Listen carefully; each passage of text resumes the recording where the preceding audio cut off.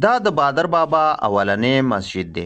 کله چې د هغوی والد صاحب وفات شو نو دوی د والد صاحب غم برداشت نه کړی شو او د خپل کلي نه یعنی د کڼخیلو نه لرې مشرقي طرف ته په دې ځنګل کې هغوی عبادت اختیار کو. د دې بوټي د لاندې چې کوم دی هغوی عبادت کاو. دا د هغوی هغه پخوانی مسجد دی. دغه شاړ ځنګل او پرسکونه ماحول بادر بابا په دې وجه غوره وګڼلو چې دلته په عبادت کې څه خلل را نشي.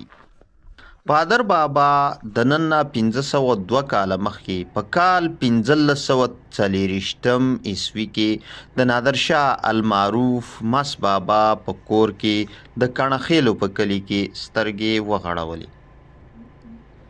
بادر بابا اولنې ابتدایي تعلیم د خپل والد صاحب نادرشاه المعروف مس بابا نه په خپل کور کې حاصل کړی او دغه د کڼخیلو د کلي سره خوا کې چې کوم دی د هغوی کور و او په دې علاقو کې په دې خوړونو کې په دې خړو خاورو کې بهادر بابا ډیر ګرځېدلی و، خړپوسې کړی وي.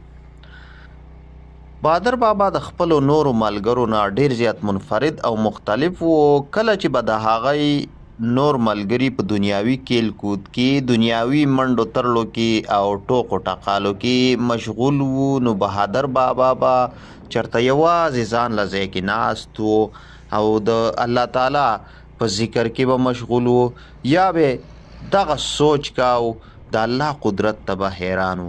دغه نورو ملګرو به هغوی ته ډیر ویل چې لوبې کوو منډې ترلې وهو خو هغوی ډیر زیات مختلف و. دغه وجه خو هغوی منفرد جوړ کړل چې د الله عبادت سره ډیره سخته مینه وه او د کور په کارونو کې به خپل والد صاحب سره ډیر زیات امداد کولو.